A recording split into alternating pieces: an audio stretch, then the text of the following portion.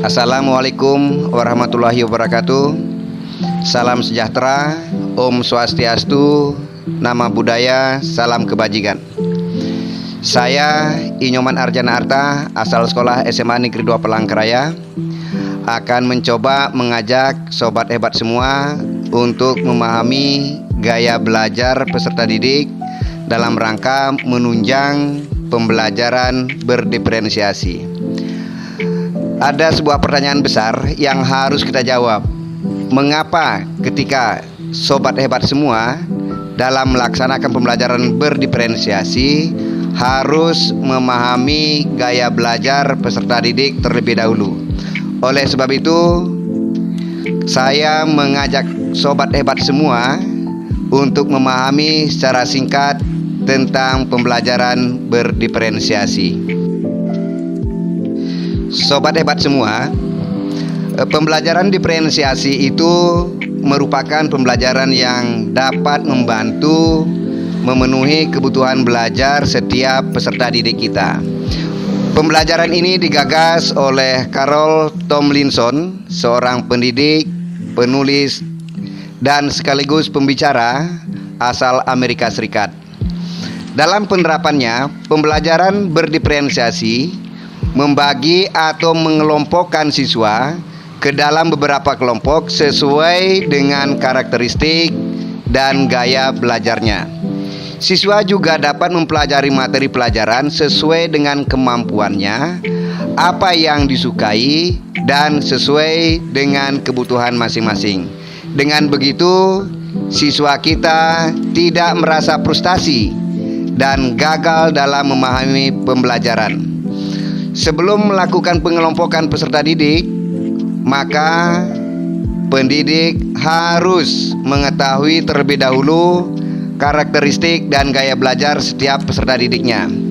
Konten pada kali ini saya mencoba mengajak sobat-sobat yang hebat semua untuk mengenali gaya belajar peserta didik, ciri-cirinya, serta langkah-langkah apa yang harus dilakukan oleh pendidik untuk mengakomodir gaya belajar peserta didik yang berbeda-beda tersebut. Sobat hebat semua, mengapa kita perlu mengenali gaya belajar peserta didik? Ini tentu bermanfaat bagi guru dan bagi peserta didik. Bagi guru, manfaat mengenali gaya belajar peserta didik itu adalah untuk mempermudah pendidik untuk menyediakan lingkungan belajar yang mendukung dan mempermudah siswa menyerap informasi secara maksimal. Kemudian, keuntungan bagi peserta didik nanti adalah bagaimana peserta didik dapat memahami materi dengan mudah, efektif, menyenangkan, dan hasil belajar yang diperolehnya tentu akan maksimal. Peserta didik akan merasa terbantu untuk memahami materi yang sedang dipelajari sesuai dengan gaya belajar yang dimilikinya. Jika peserta didik sudah mengetahui gaya belajarnya, maka membuat proses belajar menjadi lebih efektif. Jika peserta didik belajar sesuai dengan gaya belajarnya, maka proses itu menjadi tidak terasa berat baginya. Bahkan peserta didik kita bisa menganggap bahwa belajar menjadi hal yang menyenangkan dan tidak membosankan jika sudah mengerti bagaimana gaya belajarnya. Mengetahui gaya belajar peserta didik ditambah keseriusan peserta didik dan ketekunannya tentu akan membuahkan hasil yang sangat baik. Seperti kata pepatah mengatakan bahwa usaha tidak akan mengkhianati hasil. Saya akan mencoba mengajak sobat-sobat hebat semua untuk mengenali gaya belajar peserta didik. Gaya belajar peserta didik adalah metode atau cara peserta didik menangkap informasi atau pengetahuan baru dari lingkungannya. Seorang pendidik harus mengakui bahwa setiap individu peserta didik memiliki keunikan tersendiri dalam memahami dan mengolah informasi yang diterimanya. Gaya belajar peserta didik secara umum dikelompokkan menjadi 3 macam. yaitu yang pertama adalah gaya belajar visual atau visual learning. Kemudian yang kedua itu adalah gaya belajar auditory atau auditory learning. Kemudian yang ketiga itu adalah gaya belajar kinestetik atau sering disebut dengan kinesthetic learning. Sobat hebat semua, mari kita membahas gaya belajar yang pertama, yaitu gaya belajar visual. Gaya belajar visual adalah jenis gaya belajar yang dominan mengandalkan penglihatan untuk memahami dan mengolah suatu informasi. Oleh karena itu, mata memiliki peranan penting dalam jenis gaya belajar ini. Nah, peserta didik yang memiliki gaya belajar ini akan mudah memahami dan mengolah informasi dengan cara melihat gambar, diagram, peta, poster, grafik, dan dapat juga dengan melihat data teks seperti tulisan dan huruf. Setiap peserta didik dengan gaya belajar visual memiliki gaya fasial yang sangat tinggi. Artinya, peserta didik tersebut memiliki kepekaan terhadap artistik, misalnya warna dan bentuk. Kesimpulannya adalah bahwa peserta didik memiliki kebutuhan yang tinggi untuk dapat memahami dan mengolah informasi setelah melihat secara visual.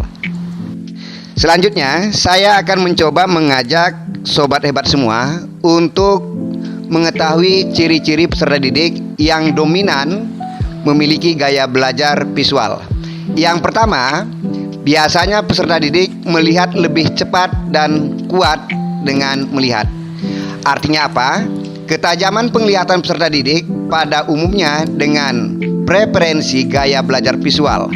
Peserta didik lebih banyak memahami dan mengolah informasi apabila ada bukti-bukti nyata yang dilihatnya. Terlebih dahulu, baik melihat demonstrasi pembelajaran, baik langsung maupun tidak langsung. Misalnya melalui video, membaca buku, dan membaca contoh tulisan. Kemudian ciri yang kedua, biasanya peserta didik tidak terganggu dengan suara bisik. Biasanya peserta didik yang memiliki gaya belajar visual lebih cepat menerima atau memahami informasi dengan melihat daripada mendengar, sehingga tidak mudah terganggu dengan suara atau bunyi-bunyi yang berisik. Oleh karena itu, maka peserta didik yang dominan memiliki gaya belajar ini perlu dibantu dengan alat bantu seperti peta konsep, grafik, gambar, dan lain-lainnya. Kemudian ciri yang ketiga adalah biasanya peserta didik memiliki hobi membaca. Peserta didik yang memiliki gaya belajar visual biasanya memerlukan proses membaca secara langsung daripada mendengar bacaan yang dibacakan oleh orang lain untuk memahami sesuatu yang sedang dipelajari. Ciri yang keempat adalah peserta didik belajar dengan melihat dan mengamati pengajar. Nah, di sini peserta didik yang memiliki gaya belajar visual biasanya kesulitan berdialog secara langsung tentang konsep materi yang diajarkan karena sangat reaktif terhadap suara, sehingga memungkinkan peserta didik dapat belajar dengan melihat dan mengamati pengajar. Kemudian ciri yang kelima adalah memiliki kemampuan menggambar dan mencatat detail. Nah, di sini peserta didik yang dominan memiliki gaya belajar visual biasanya lebih mudah menerima dan memahami konsep materi yang sedang dipelajari.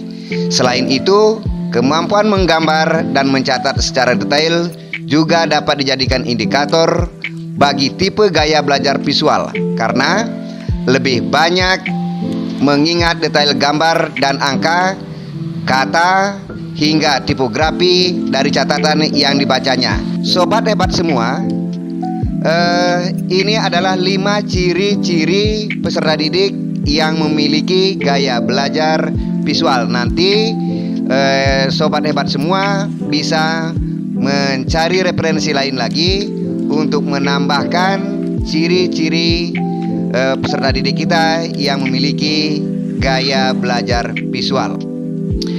Sobat hebat semua, selanjutnya saya mengajak sobat hebat semua untuk memahami bagaimana pendidik memfasilitasi peserta didik yang memiliki gaya belajar visual. Yang pertama, pendidik dapat mengajak peserta didik untuk mengilustrasikan ide-ide dalam bentuk gambar, diagram, dan peta. Selain itu, pendidik dapat juga menggunakan sarana pembantu proses pembelajaran seperti bagan, komik, dan buku teks. Sobat hebat semua, selanjutnya saya mengajak sobat hebat semua untuk memahami gaya belajar berikutnya. Yang kedua, yaitu gaya belajar auditori. Nah, gaya belajar auditori ini adalah jenis gaya belajar yang dominan mengandalkan pendengaran untuk memahami dan mengolah suatu informasi. Artinya, peserta didik harus mendengarkan terlebih dahulu, baru kemudian bisa mengingat dan memahami serta mengolah informasi yang diperolehnya. Peserta didik yang mempunyai gaya belajar ini, semua informasi hanya bisa diserap melalui pendengaran. Peserta didik yang memiliki gaya belajar auditori memiliki kesulitan untuk menyerap informasi dalam bentuk lisan secara langsung ketika memiliki kesulitan menulis ataupun membaca. Sobat hebat semua, selanjutnya kita akan mencoba memahami ciri-ciri peserta didik yang memiliki gaya belajar auditori. Yang pertama, biasanya peserta didik mengandalkan pendengaran. Peserta didik yang memiliki gaya belajar auditori cenderung lebih cepat paham dengan hal-hal deskriptif, baik berupa kalimat, numerik, ataupun angka yang mereka dengar. Bagi peserta didik yang gaya belajarnya auditori, lebih suka mendengarkan penjelasan daripada membaca buku. Kemudian ciri yang kedua adalah peka terhadap suara atau kebisingan. Peserta didik yang memiliki gaya belajar auditori sangat sulit mengabaikan suara-suara bising lain yang didengarnya, sehingga kurang fokus dalam mendengar suara informasi yang hendak dipelajari. Oleh karena itu, peserta didik yang memiliki gaya belajar auditori ini memerlukan tempat belajar yang tenang, aman, dan kondusif sehingga fokus mendengarkan materi yang sedang dipelajari. Selanjutnya, sobat hebat semua, kita akan meninjau ciri-ciri peserta didik yang memiliki gaya belajar auditori. Yang ketiga, yaitu aktif berbicara, berdiskusi, dan menjelaskan sesuatu secara panjang lebar. Peserta didik yang memiliki gaya belajar auditori dalam kesehariannya cenderung memerlukan stimuli auditori secara terus-menerus dan tidak betah dengan kesunyian. Untuk memecahkan kesunyian biasanya dilakukan dengan cara menyanyi, berbicara keras-keras, mendengar radio, dan membuka percakapan dan berdiskusi secara panjang lebar tentang sesuatu hal dengan orang lain di sekelilingnya. Ciri yang keempat adalah senang membaca dengan keras dan mendengarkannya. Untuk mempercepat proses belajarnya, peserta didik yang memiliki gaya belajar auditori adalah membaca secara sepintas terlebih dahulu untuk membayangkan teks seperti sebuah film yang disertai efek suara, aksen, dan nada suara, perasaan, dan musik untuk membuat materi menjadi lebih hidup. Selain itu, peserta didik yang memiliki gaya belajar auditori biasanya memahami bacaan dengan suara yang keras daripada hanya dibaca dalam hati. Selanjutnya, ciri yang terakhir atau yang kelima adalah memerlukan musik. Peserta didik yang memiliki gaya belajar auditori biasanya saat belajarnya lebih suka sambil mendengarkan musik, yang tentunya adalah musik-musik yang disukai. Agar dapat dengan cepat memahami materi pelajaran, peserta didik mendengarkan materi pelajaran tersebut dengan bantuan efek suara, musik imajiner, dan dialog-dialog. Selanjutnya, apa yang dilakukan oleh pendidik dalam memfasilitasi peserta didik yang memiliki gaya belajar auditori? Tentu yang pertama, pendidik dapat menyediakan voice recorder yang di dalamnya terdapat penjelasan materi yang sedang dipelajari. Kemudian yang kedua, pendidik juga dapat menggunakan metode diskusi dalam pembelajaran. Biasanya saat berdiskusi, yang dominan terjadi adalah suara, dan ini akan membuat peserta didik akan lebih mudah mengingat dan memahami materi pelajaran yang sedang dipelajari. Kemudian yang ketiga, pendidik dapat meminta peserta didik membaca buku sambil mengucapkannya. Maksudnya di sini adalah agar peserta didik mudah mengingat dan memahami materi yang sedang dipelajari. Kemudian, hal yang keempat yang bisa dilakukan oleh pendidik adalah hindari polusi suara. Karena apa? Karena anak-anak sangat sensitif terhadap suara yang dapat mempengaruhi kemampuan mereka untuk berkonsentrasi belajar. Sobat hebat semua, selanjutnya saya mengajak sobat hebat semua untuk memahami gaya belajar peserta didik yang ketiga, yaitu gaya belajar kinestetik. Gaya belajar kinestetik adalah gaya belajar yang dominan mengandalkan gerakan, perbuatan, atau sentuhan benda untuk memahami dan mengolah suatu informasi.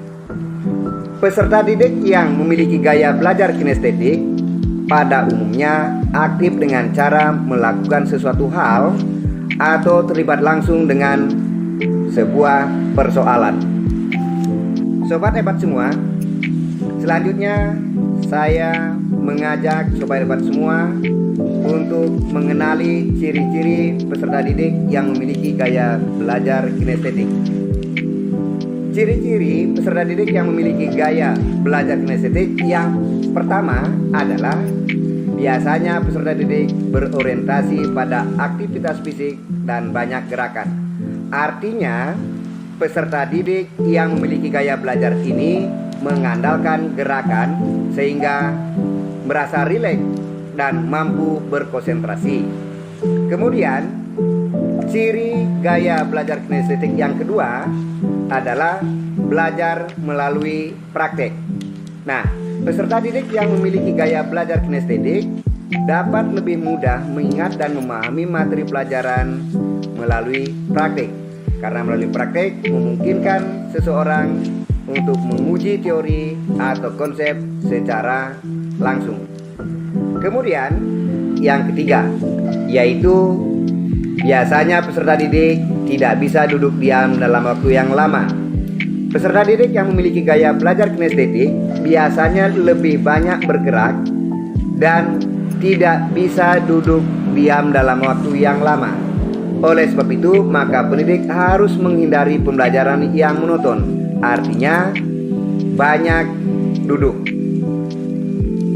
Kemudian, ciri yang keempat itu adalah biasanya peserta didik menggunakan isyarat tubuh. Peserta didik yang memiliki gaya belajar kinestetik biasanya memakai isyarat tubuh yang tidak hanya tangan melainkan anggota tubuh lainnya. Sobat hebat semua, selanjutnya saya mengajak sobat hebat semua untuk memahami apa yang harus dilakukan oleh pendidik dalam memfasilitasi peserta didik yang memiliki gaya belajar kinestetik. Tentu, hal yang pertama bisa dilakukan oleh pendidik adalah mengajak peserta didik untuk melakukan eksperimen. Seperti yang telah dijelaskan tadi, bahwa peserta didik yang memiliki gaya belajar kinestetik akan lebih senang melakukan kegiatan praktik daripada menulis dan mendengarkan suatu materi. Oleh sebab itu, maka pendidik harus mengajak peserta didik untuk melakukan eksperimen dalam memahami materi pelajaran yang sedang dipelajari. Kemudian, hal yang kedua yang dapat dilakukan oleh pendidik untuk memfasilitasi peserta didik yang memiliki gaya belajar kinestetik adalah jangan memaksakan peserta didik untuk melahap teori di buku catatan. Tidak bisa dipungkiri jika masih banyak pendidik yang meminta peserta didik untuk mencatat semua teori yang disampaikan di buku catatan. Metode seperti ini sebenarnya sudah tidak cukup efektif lagi, tetapi ternyata masih banyak yang menerapkannya. Supaya teori yang diajarkan mudah dipahami, sebaiknya jangan memaksakan peserta didik untuk melahap teori di buku catatan, terlebih jika menggunakan gaya belajar kinestetik ini. Ini dikarenakan gaya pembelajaran ini lebih menyukai praktik langsung dibandingkan materi yang tercatat di buku catatan. Kemudian, hal yang ketiga yang dapat dilakukan oleh pendidik adalah pembelajaran berbasis proyek. Mengerjakan proyek atau tugas yang melibatkan aktivitas fisik dapat memfasilitasi pemahaman konsep. Pembelajaran berbasis proyek memungkinkan siswa untuk terlibat secara aktif dalam proses pembelajaran melalui eksplorasi, kolaborasi, dan pembuatan produk atau solusi untuk masalah yang nyata. Model pembelajaran ini tepat untuk anak kinestetik karena mereka diberikan kesempatan untuk melakukan dan terlibat langsung dalam proses pembelajaran. Kemudian, hal yang keempat yang dapat dilakukan oleh pendidik adalah mengajak peserta didik bermain sambil belajar. Belajar di saat stres tidak akan menghasilkan apa-apa. Selain bisa membantu pemahaman tentang suatu materi, bermain sambil belajar juga bisa meningkatkan kegembiraan yang juga bisa membantu untuk menjaga kesehatan mental. Sobat hebat semua, demikian paparan singkat tentang gaya belajar peserta didik yang sudah dijelaskan, baik manfaat gaya belajar bagi pendidik dan peserta didik. Selanjutnya adalah tentang penjelasan singkat, pengertian dan ciri-ciri gaya belajar yang meliputi gaya belajar visual, auditori, dan kinestetik, serta langkah-langkah yang harus dilakukan oleh pendidik untuk mengakomodir dan memfasilitasi gaya belajar peserta didik yang berbeda-beda tersebut untuk mencapai tujuan pembelajaran yang diajarkan, sehingga peserta didik merasa aman, senang, dan nyaman dalam melaksanakan proses pembelajaran. Demikian konten ini, semoga bermanfaat bagi pendidik untuk menciptakan merdeka belajar bagi peserta didik masing-masing. Assalamualaikum warahmatullahi wabarakatuh. Om Santi Santi Santi Om.